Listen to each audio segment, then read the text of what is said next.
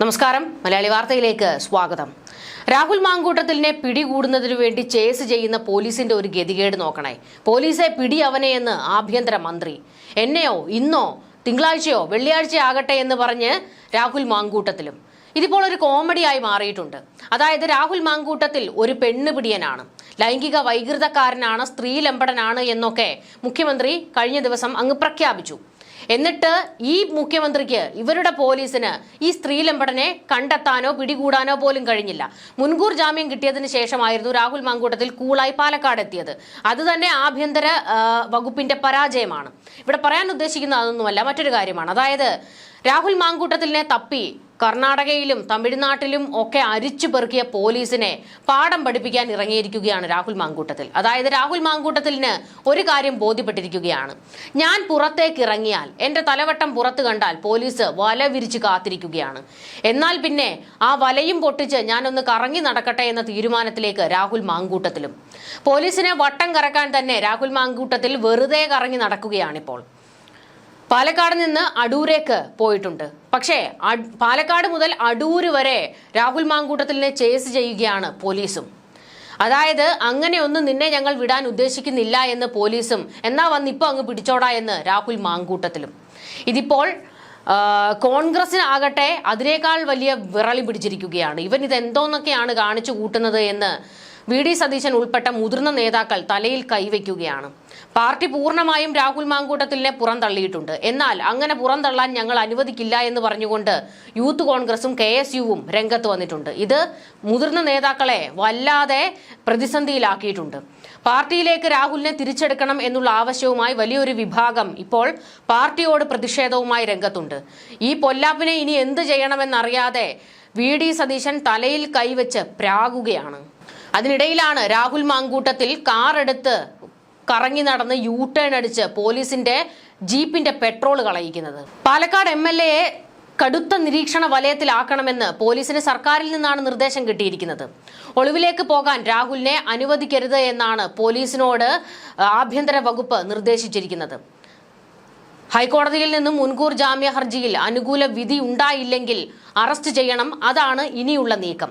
അതായത് സെഷൻസ് കോടതിയെ എതിർത്തുകൊണ്ട്, സെഷൻസ് കോടതി രാഹുൽ മാങ്കൂട്ടത്തിലിന് മുൻകൂർ ജാമ്യം അനുവദിച്ചതിനെ എതിർത്തുകൊണ്ട് ഹൈക്കോടതിയിലേക്ക് സർക്കാർ പോയിട്ടുണ്ട്.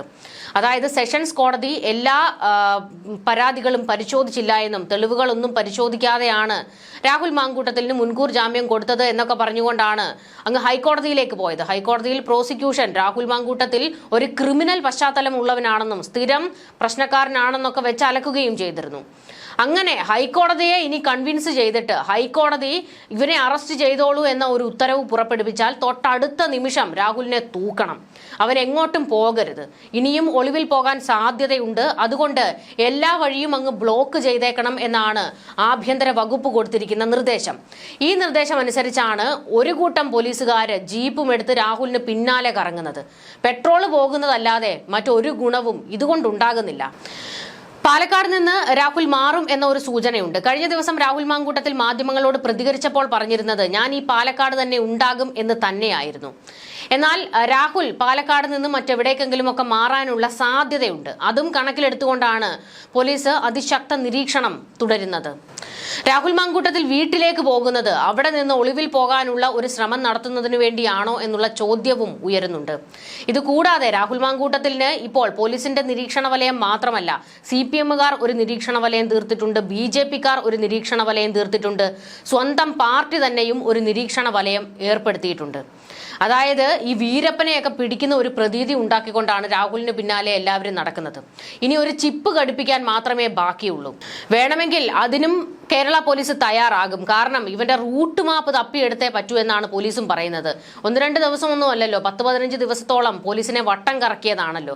പക്ഷേ ഇതിനിടയിൽ മറ്റൊരു വാദവും ഉയർന്നു വരുന്നുണ്ട്. അതിലേറ്റവും പ്രധാനപ്പെട്ടത് രാഹുൽ മാങ്കൂട്ടത്തിൽ 15 ദിവസത്തോളം ഇങ്ങനെ കറങ്ങി നടന്നത് എവിടെയൊക്കെയാണ് എന്നുള്ളത് പോലീസിന് കൃത്യമായി അറിയാമായിരുന്നു. രാഹുൽ അവസാനം ഒളിവിൽ കഴിഞ്ഞിരുന്ന ഇടം വരെ പോലീസിന് കൃത്യമായി അറിയാമായിരുന്നു. പക്ഷേ രാഹുലിനെ തൽക്കാലത്തേക്ക് അറസ്റ്റ് ചെയ്യേണ്ട എന്നുള്ള ആഭ്യന്തര മന്ത്രിയുടെ ഉത്തരവിന് അടിസ്ഥാനത്തിലാണ് അങ്ങനെ പിടികൂടാത്തത് എന്നുള്ള ഒരു ചർച്ചയും വന്നിരുന്നു. കാരണം ശബരിമല വിഷയത്തിൽ ചില നിർണായക ഘട്ടത്തിലേക്ക് SIT കടക്കേണ്ടി വന്നിരിക്കുകയാണ് ഹൈക്കോടതിയുടെ ഉത്തരവനുസരിച്ച്. അപ്പോൾ ആ വാർത്ത അധികം ചാനലുകളിൽ നിറയാതെ നിൽക്കണമെങ്കിൽ രാഹുൽ വിഷയം കത്തിച്ചു വിടണം. അതുകൊണ്ട് പോലീസിനെ ഇറക്കി കർണാടകയിലേക്ക് വിടുന്നു, അതുപോലെ തന്നെ തമിഴ്നാട്ടിലേക്ക് ബംഗളൂരുവിൽ അരിച്ചു പറക്കുന്നു, സത്യമംഗലം കാട്ടിൽ പരതുന്നു.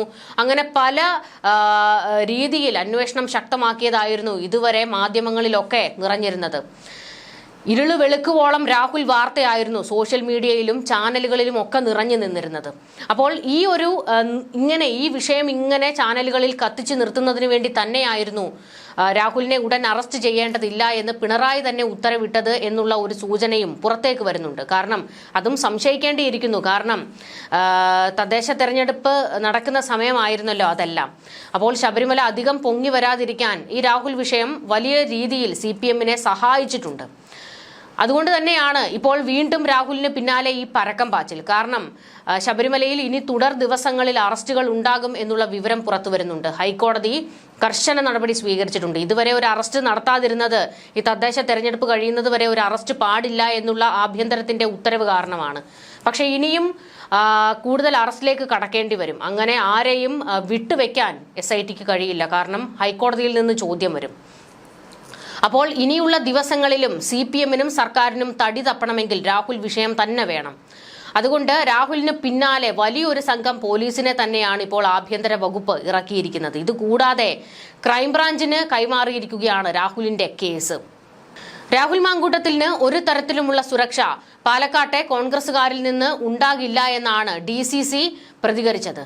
തങ്കപ്പൻ രാഹുൽ മാങ്കൂട്ടത്തിനെ പൂർണ്ണമായും തള്ളിപ്പറഞ്ഞുകൊണ്ടായിരുന്നു സംസാരിച്ചത്. എന്നാൽ കൃത്യമായി തന്നെ രാഹുൽ മാങ്കൂട്ടത്തിന് പ്രാദേശിക നേതാക്കളുടെ സഹായം കിട്ടിയിട്ടുണ്ട്. കാരണം ഒളിവിൽ പോകുന്നതിനും കാറുകൾ സംഘടിപ്പിക്കുന്നതിനും മറ്റു കാര്യങ്ങൾക്കുമെല്ലാം രാഹുലിന്റെ ചാരന്മാർ പുറത്തു തന്നെ ഉണ്ടായിരുന്നു. അത് പാർട്ടിക്കും ബോധ്യപ്പെട്ടിട്ടുണ്ട്. ഈ ഒരു ഘട്ടത്തിലാണ് രാഹുലിനെ പിന്തുണയ്ക്കുന്നവരെ ഒരു തരത്തിലും പാർട്ടിയിൽ വെച്ചു പൊറപ്പിക്കില്ല എന്ന് VD സതീശൻ ഉത്തരവൊക്കെ ഇട്ടിരിക്കുന്നത്.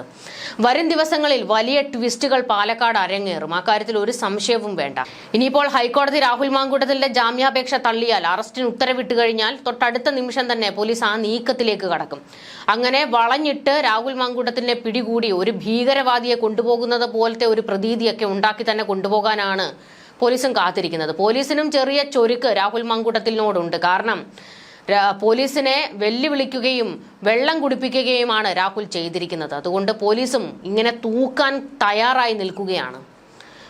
ന്യൂസ് ഡെസ്ക് മലയാളി വാർത്ത.